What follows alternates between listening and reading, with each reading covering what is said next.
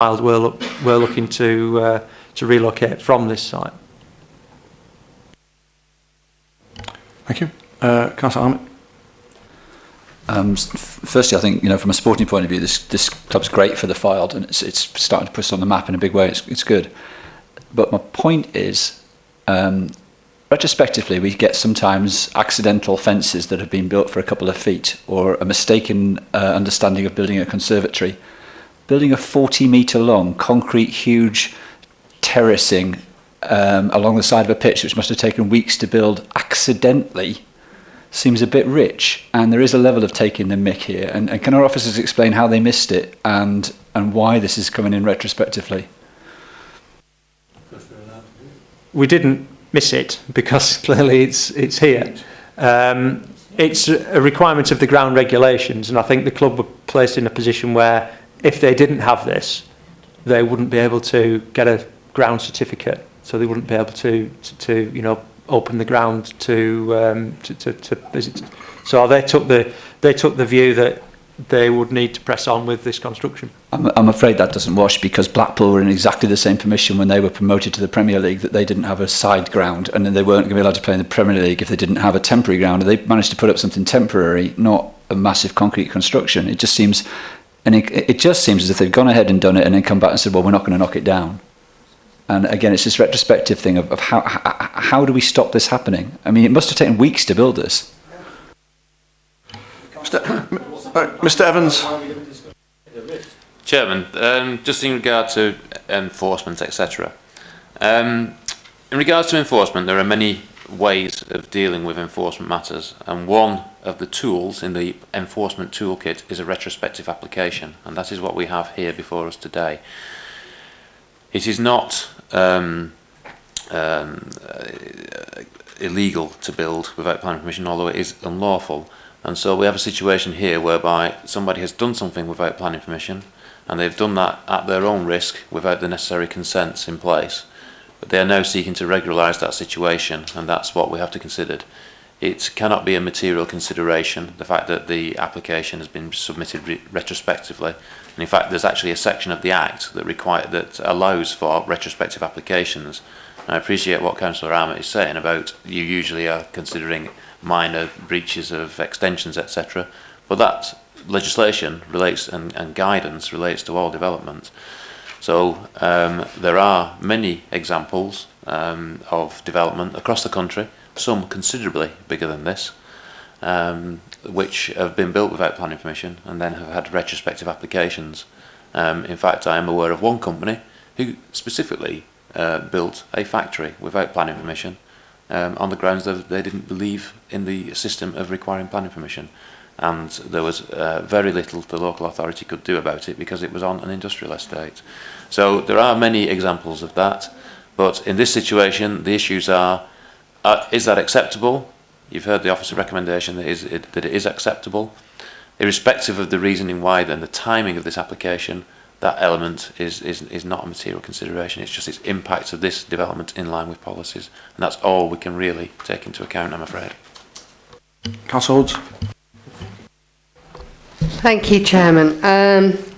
I'm just a little bit concerned at something Andrew said when he was asked whether it could be conditioned that this be taken down if the club relocates, because I can remember when permission was given for this and members were at great pains to say that if at some stage the club leaves this ground, it must be restored to its original state.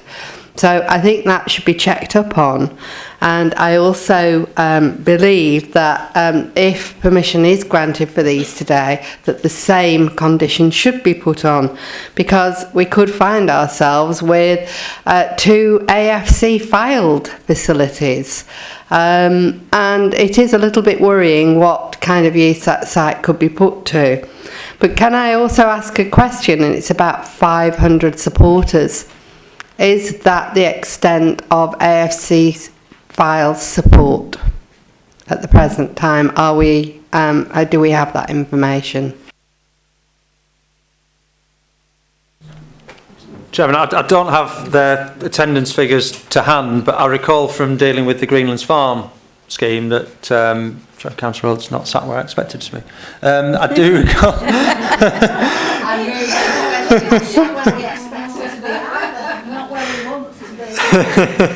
I recall that they got attendances of around 800 to 1200, largely depending on the number of visiting supporters that were coming. If they were playing a Halifax Town or Chester City, it was a lot more than if they were playing a village team.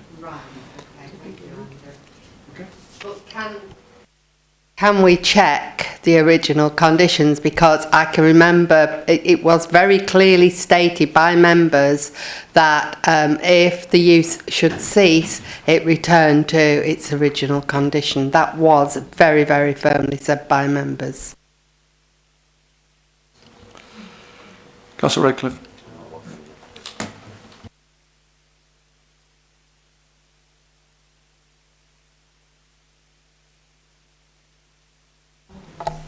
I do appreciate that there's always some hostility to, understandably, to retrospective applications. But here I think we're looking at a football club that is clearly ambitious and aspirational. We know that. Whether they do ever establish another base, whether they get planning permission or not, I don't think is relevant to this particular decision. I think you have to look at the present facilities that they have. In particular, the three items which we're looking at in terms of retrospective planning application, we can't seriously argue that any of these items are unreasonable. If you're looking at operating any sort of football club on any sort of basis for crowds of 300, 400, 500, you do need a covered terrace, you do need a groundsman's tour, you do need a match day control building, and pretty basic they do seem from the pictures. And the permission sought for the proposed seating stand, I think, is it 70? 72. 72 again is fairly unremarkable and fairly humble. And my view would be that this club is operating on this base regardless of future plans and planning applications. And the big point for me is that they're not just doing this because they feel they need to improve. They're doing it to comply with Football Association requirements, which means they are living within the law. So I'm going to use a word that we used in a previous discussion. I think it would be very churlish if we were to turn this application down.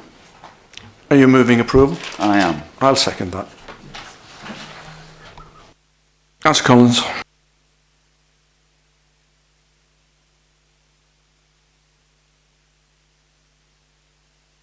I've got Councillor Pounder speak fiddler, but no Councillor Nolte.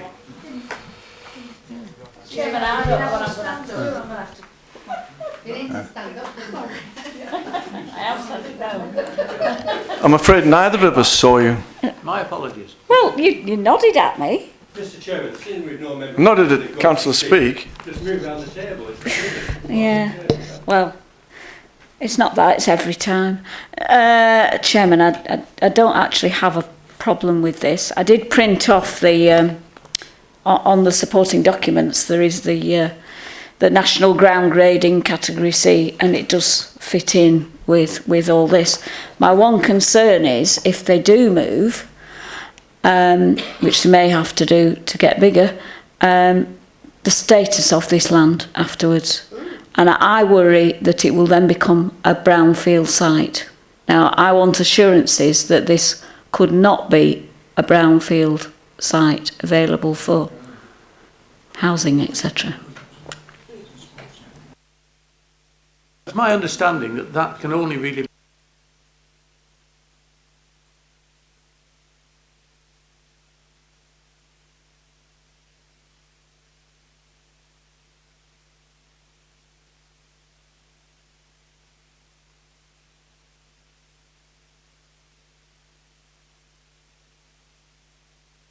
Sorry, I've asked a question. Can I just Yeah. have an answer to it?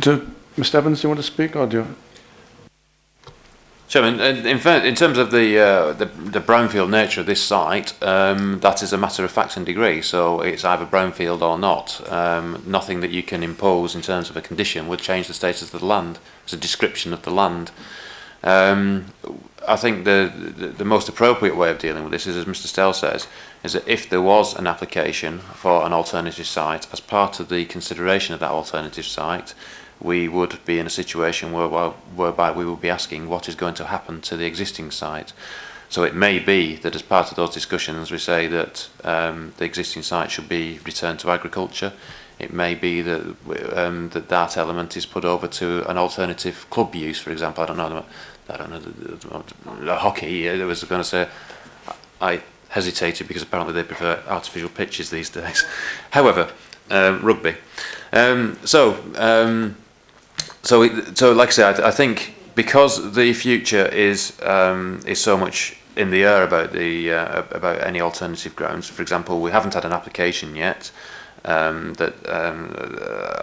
currently we have had previous applications and they've been refused. There's nothing to say that any future application will be approved in an alternative location. That would have to be considered on its merits, obviously.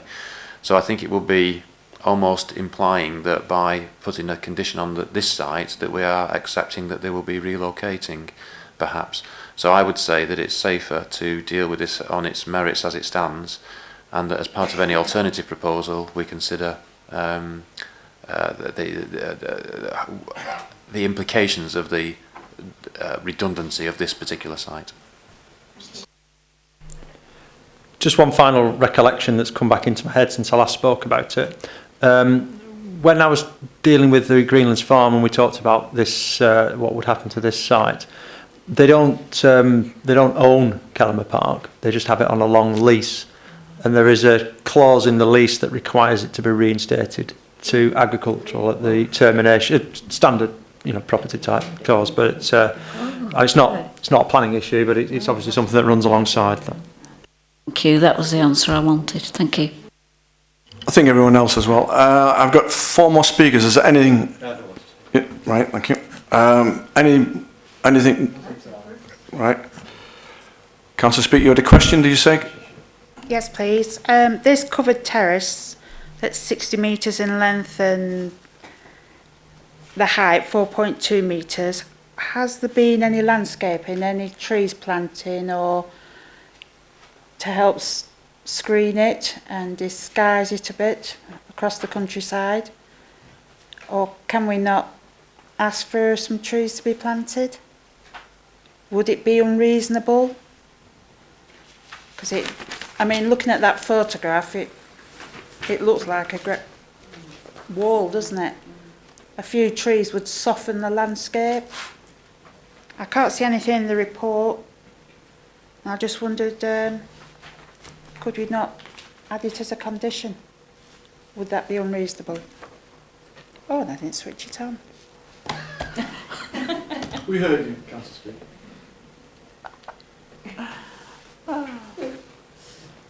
This is a view. Yes, I've got mine on. This is a view from Hillock Lane, looking at the site. That's like Berlin Wall. That's the opposite side to the main stand. So if I just show you where I'm looking from, that view is taken.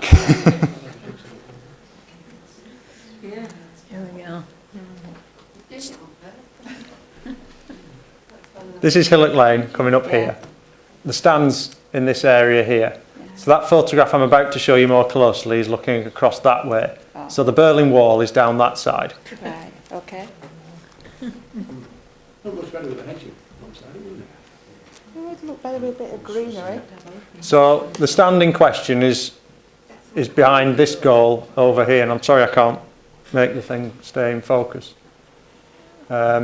So you do have, the point I'm trying to make is that you do have existing trees into that area that probably screen that particular stand.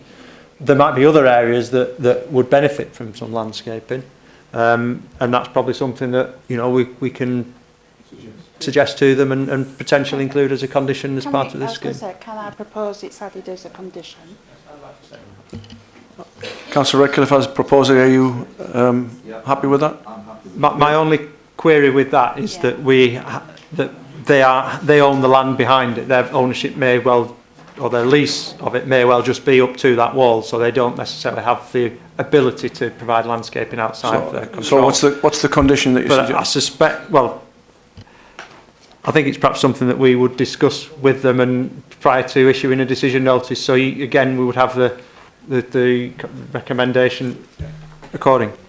Yeah, that's good. Chairman, can I suggest we just impose a sort of a standard landscaping condition, which requires a scheme to be agreed, and that would then obviously, if we could go outside, we could go outside.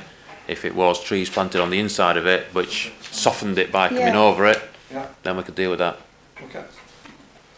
So we've got a proposer and a seconder, and we've got an additional subject, standard landscaping to take place. All those in favour, please show. I don't think there's anyone against. No. Abstention. Thank you. Item number 4. Can someone bring or tell Councillor Hardy, please? Whilst he's coming in. If it's asleep, please leave. 27. Chair. Tell them we've already got the page. Whilst he's coming in, you may well get a similar situation if things go carry on as they are at the end of this year. If they've had to build that as part of the FA regulation, and that will be, if you look at it, it's been in for 14 weeks, so that'll be firstly the end of the season, once they knew where they were. You could well be in a similar situation at the end of this year. It's all in a document. Okay. Item number 4, please, Andrew.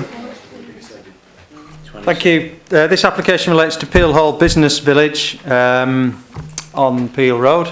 The application, I had an application here a couple of committees ago, I think, for minibus and coach hire, which was in this area here. This site is up against the road boundary of the site. You'll see we've got a number of residential properties here, so it's in that vicinity. The proposal is a retrospective application for the use of the site for the storage of cars associated with their sale on the internet. Again, it's retrospective. That's probably the best photo I've got for you. Jeez, look at that. In that you're looking at an area of sort of roughly surfaced land with some cars stored within it, and then you see in the distance that's the nearest neighbour's property there. Those neighbours have objected to the application on the basis that the activity on the site could cause disturbance to them, either in itself or by diluting the previous or the existing controls imposed over the industrial use of the site, which prevent weekend and nighttime use. They also refer to concerns over the drainage and the appearance of the boundary wall, which, to show you again, if it hadn't just come sunny at this moment, but on the site boundary, you've got that photograph taken is from Google Street View again, but you've got that's Peel Road, you've got a verge, and then you've got a boundary wall which is just shy of 3 metres, and the cars are stored on the other side of that. So looking at it, hopefully you can see it from there. So we've got the house here, Peel Road obviously, the wall here, and then the cars are in the area behind that wall and in front of that office building that you see there.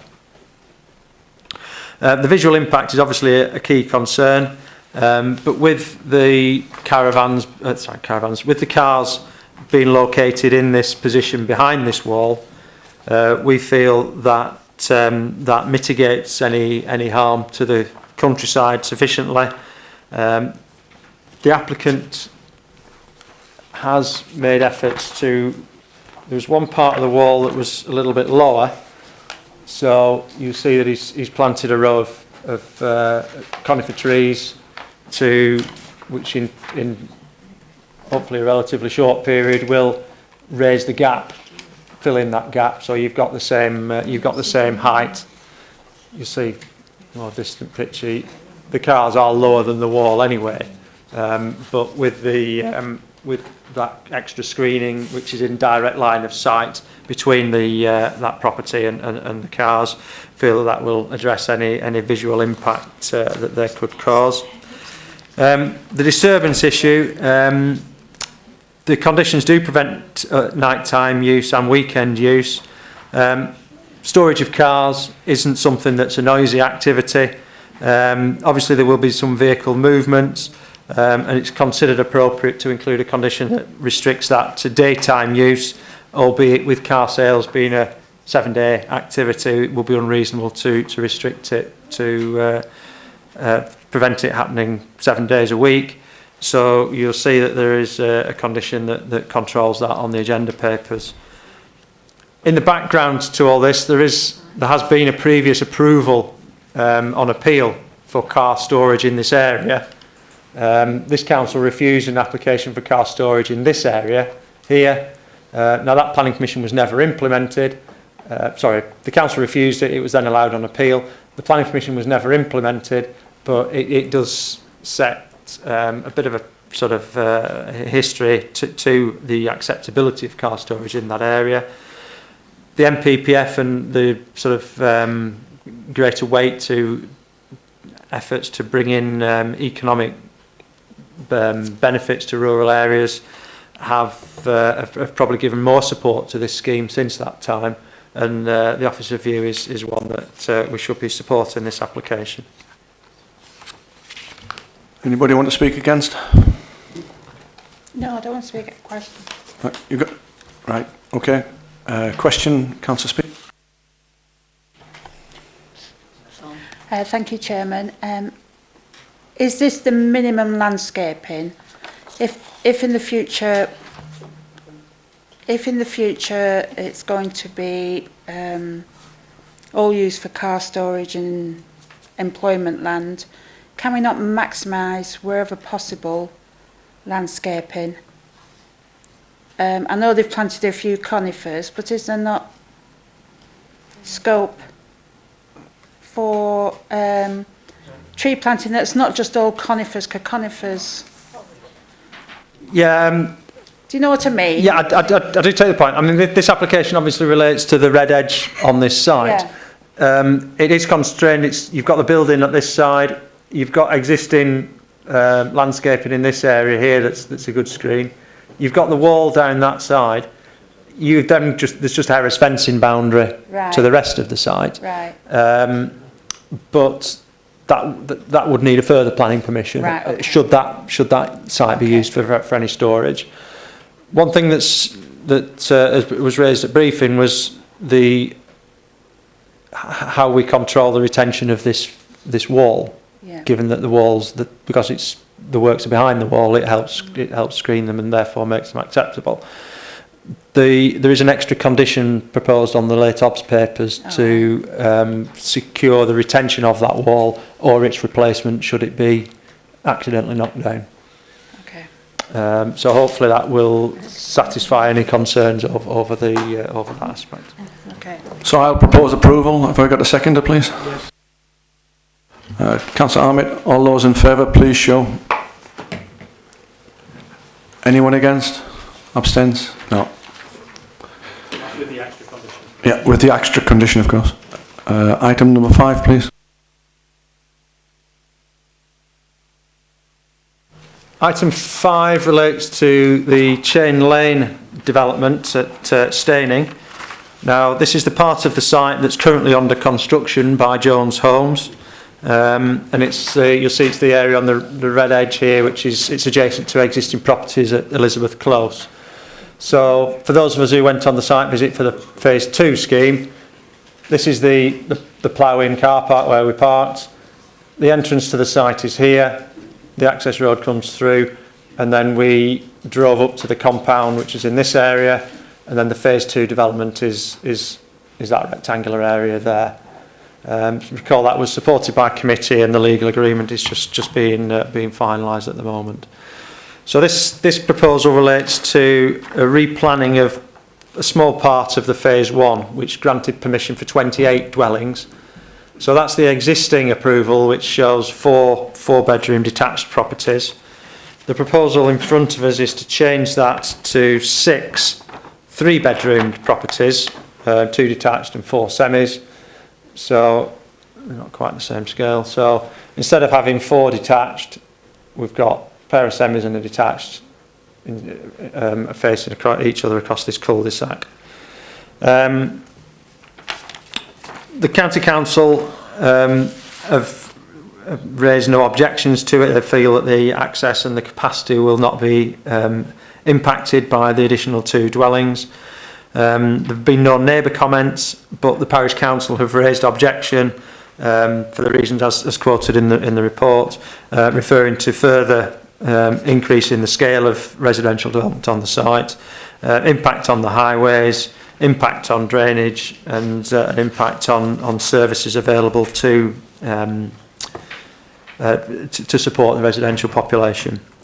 In terms of the planning issues, clearly the principle of residential use on the site is established by the existing planning permission under construction.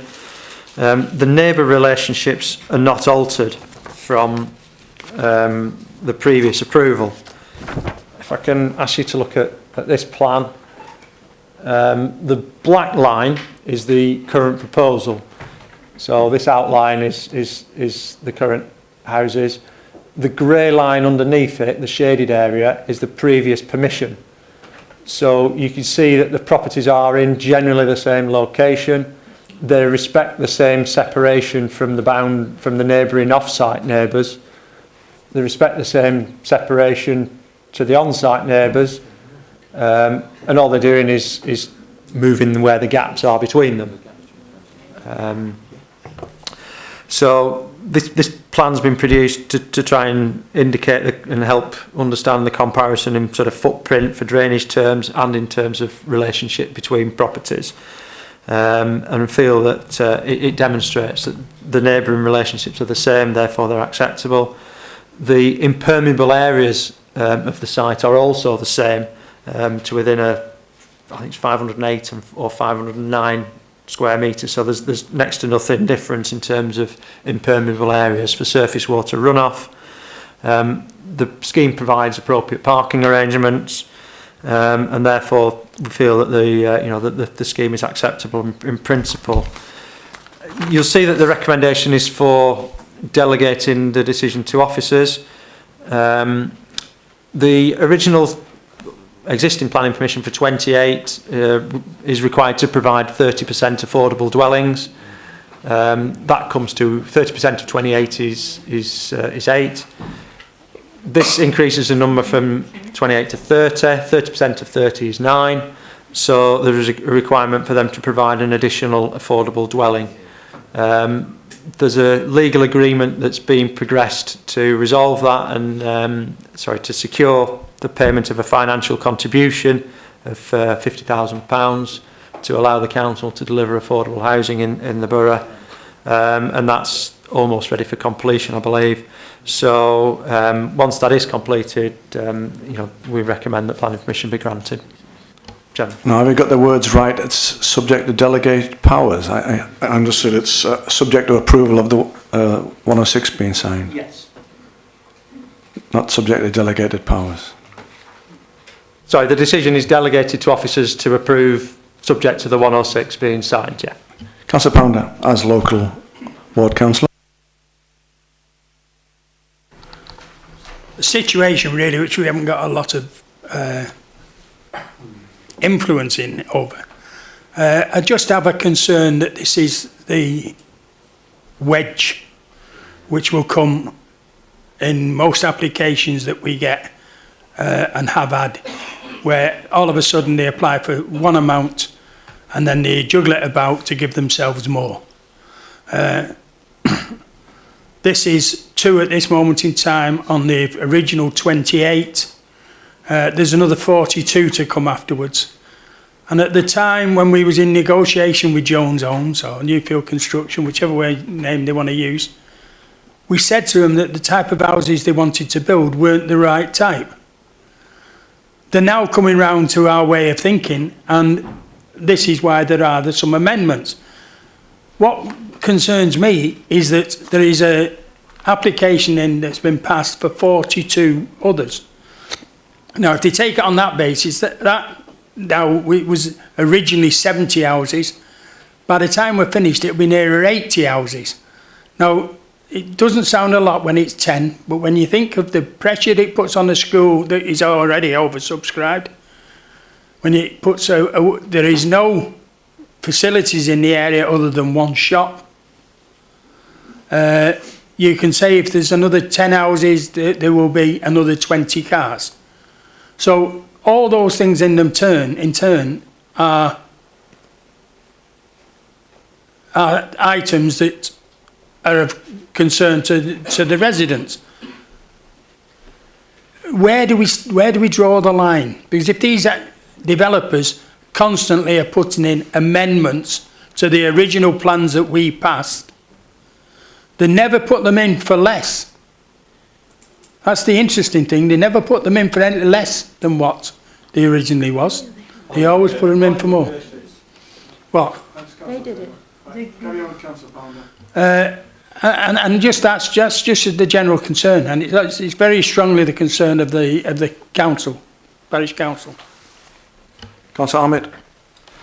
I actually think this is a positive because we had a meeting the other day where we were told that we are not using the percentage of land high as we could, and we're very low on it, and that if we increased the percentage of build on land, we could reduce the amount of land we have to give away. Therefore, that's got to be a positive. We also, as a committee, continually argue that we're building houses that people can't afford. And again, if we're building slightly smaller houses, we're bringing more in that people can afford. So that's another positive. I listened to what Councillor Pounder say, but again, we've had the kicking over and over again. If the Environmental Agency, Highways Agency and LCC say there's no problem, there is no problem. They never and do. Common sense, it doesn't matter. My only question is 50k to build an affordable house. Can we build a house for 50k?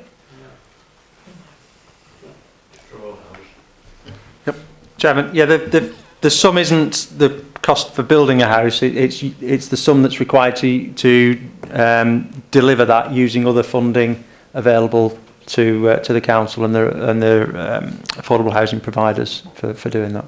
Just to clarify on that, they're not building an affordable house because they don't want to. So they're giving us money to build an affordable house, but it's not enough to build it. No, to try and clarify it, go back a stage. The phase one approval, they are delivering 8 houses on this site as for social rent. This scheme is giving £50,000 to the council to allow that to be done.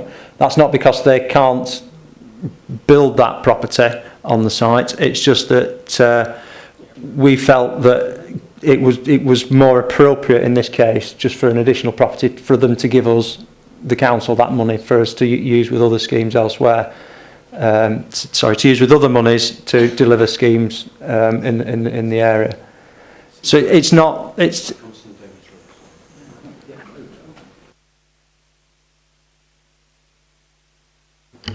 You can talk around this all day, but this is what's been agreed. Vice Chairman, followed by Councillor Odes.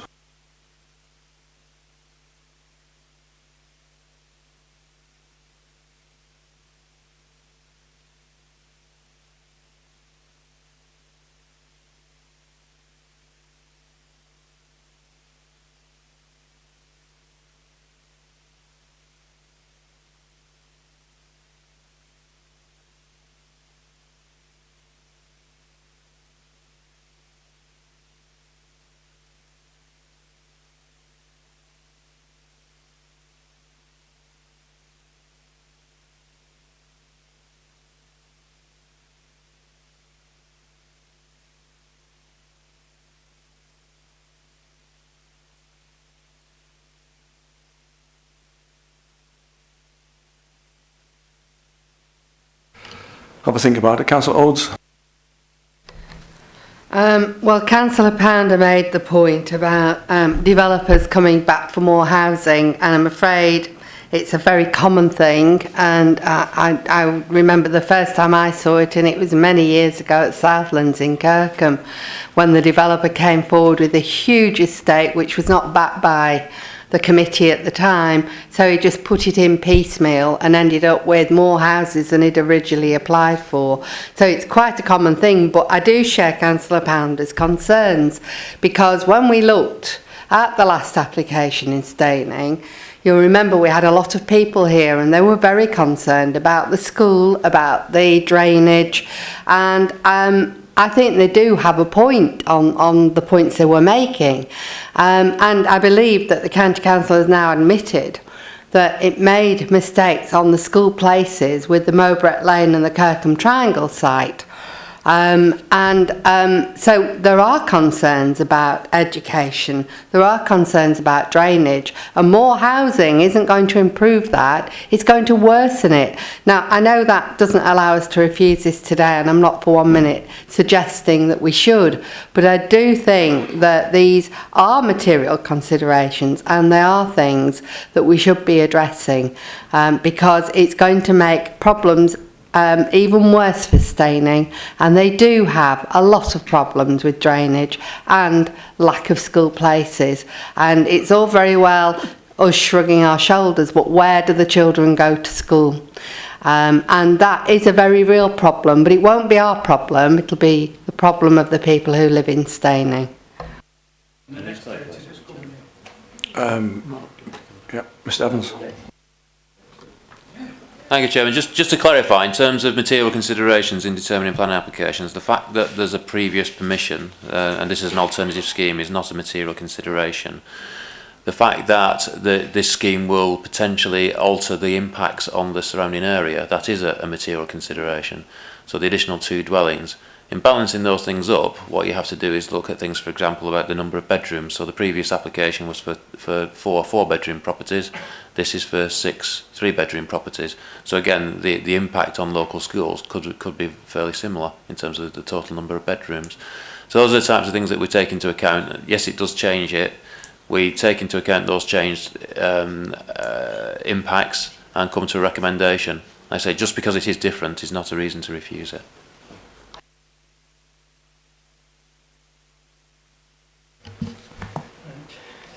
Councillor Fiddler? No. Matt. In that case, I will move the recommendations. Understand what's being said. Have a seconder, please. Subject to subject to the 106 delegated power.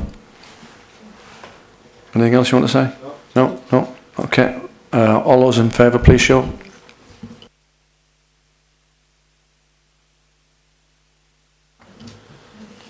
Against? Abstain? Okay, all the applications have now been covered. I'll hand over to Councillor Fiddler and Mr Evans.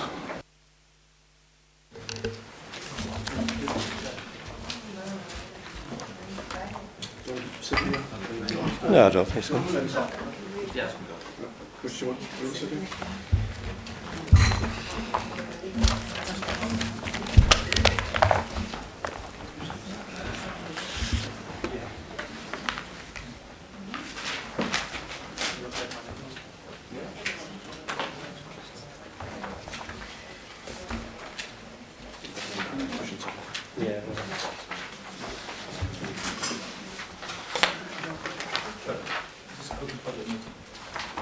It is, because it's been identified on your agenda papers as part of the... Yeah. Right, before I commence and introduce this issue of Mowbray Lane, have we all got this amendment to the recommendations? No, it's not been issued. It's not, so it's not, that's not been circulated. No, I'll just clarify that issue. Right, we normally have appended to our agendas. Why don't you put it up on the screen, Trevor? Well, yeah. Good idea. Can you... I knew there was a reason why you're here this morning, Alan. So we're going to turn it back on.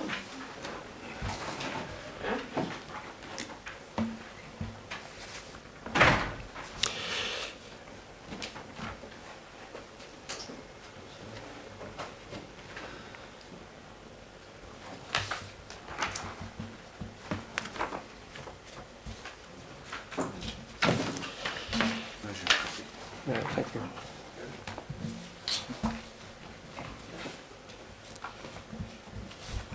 Right, to start again, I think we all appreciate that we have appended to our agendas the decision of appeals that have occurred in the interim period between one meeting and another. Mowbray Lane is of a different magnitude and significance than the usual appeal decision. I think it's obvious to us all that it represents the most up-to-date interpretation of government policies, planning policies and issues. And for that reason, I think it's extremely important that we debate and analyse and learn from the conclusions made by the inspector when he dealt with Mowbray Lane. And I'm going to hand over to Mark to go through the inspector's report. Just to remind committee that the committee came to a conclusion to refuse, making a recommendation to refuse Mowbray Lane application. The reasons for refusal was SP2, which was the Foul Borough's local plan restrictive countryside policy. And secondly, the second reason for a refusal given by committee was that it would consume good quality agricultural land.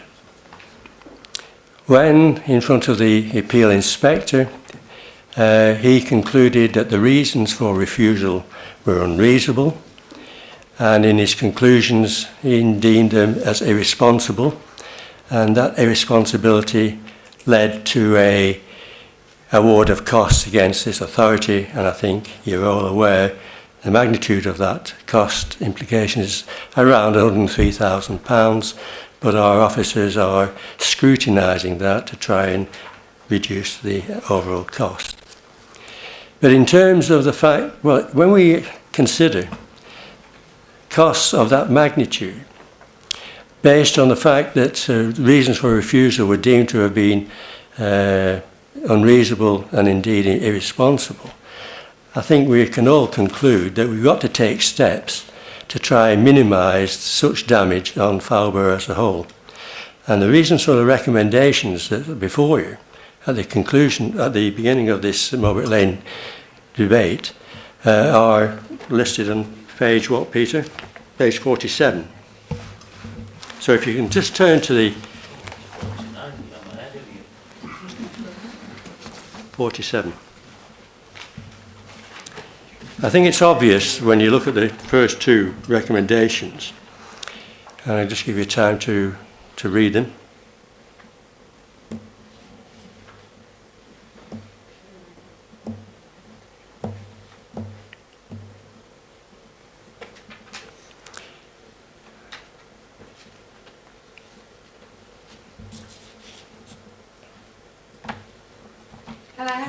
Can I ask why the third recommendation has been changed? Yeah, I'm coming to that. I'm moving that we delete the task and finish aspect of the third recommendation to be replaced by what you see on the screen. Chairman, I don't think that gives a balance. We already have civil war in this committee. And that's the reason why. Then you carry on with that recommendation. I intend to delete recommendation 3, and as Councillor Rhodes has pointed out, there is civil war, and we have a scenario where, having been described as being irresponsible, then the credibility of those people who support a certain type of approach to determining countryside applications, then I don't think we would benefit from having a task and finish group. What I intend to propose and give you some insight as to what the objective is simply something you've rehearsed, and certainly Councillor Nulty's rehearsed this when you dealt with Mowbray Lane the first time round, when the committee came to a conclusion in terms of reasons for refusal. There's nothing sinister in replacing this task and finish recommendation with the one that you see, simply because we've done it before. Now, when we dealt with Mowbray Lane the first time round, if you recall, Councillor Nulty, we adjourned. There were reasons put forward around the table. We adjourned to try and scrutinise those reasons to try and give some confidence, returning back to the committee to say that there was substance in those reasons for refusal. It would be wrong of me, with an attempt to protect Foul Borough from a similar scenario that materialised around this present inspector's view, if we didn't take steps to ensure, to the best of our ability, that the reasons for refusal on a countryside application were substantial, where we had confidence in putting forward in front of such an inspector. And really what I'm trying to get over to you today is that we need some sort of procedural way. If we deal with a new, and remembering there's half a dozen in the pipeline, if we deal with a countryside application where there's a mover and seconder for refusal, then we have to have a procedural mechanism in place where we make sure we take time out to consider that proposal, that recommendation for refusal, and the reasons given are the best we can come up with. I think to just give reasons spontaneously around this table has led us into the situation that I've just described, the latest Mulbrick Lane application. Councillor Knowlton. Chairman, can I just come back on that, because the implication is that we didn't do that the second time we round. Actually, we did. We went out of the room for quite a substantial length of time to discuss it the second time around. Well, whether you did or whether you did not, you cannot display, and I've got to remind you that this is for the entire... Sorry, I've got a lot to say this morning, probably, but well, I think if we're dealing with this as a recommendation, yes, I totally agree that we should carry on and do that. We did that this morning. What happened? You tell me what happened. You came to an agreed scenario, but that scenario had been rehearsed around this table.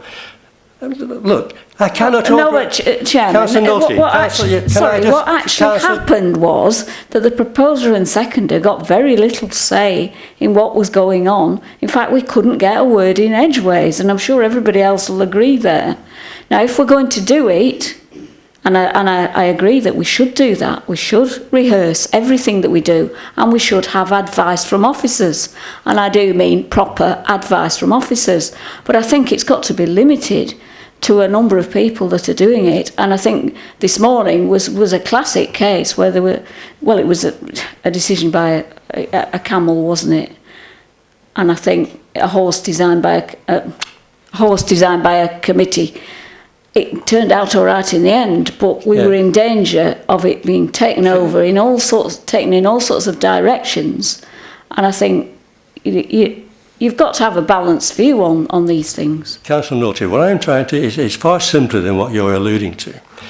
The recommendation that's on the board, on the screen, is simply to put in place a procedural process whereby the rest of Foul Borough Council, and they're the ones who are saying we have to be protected from this type of scenario that was described in the inspector's report.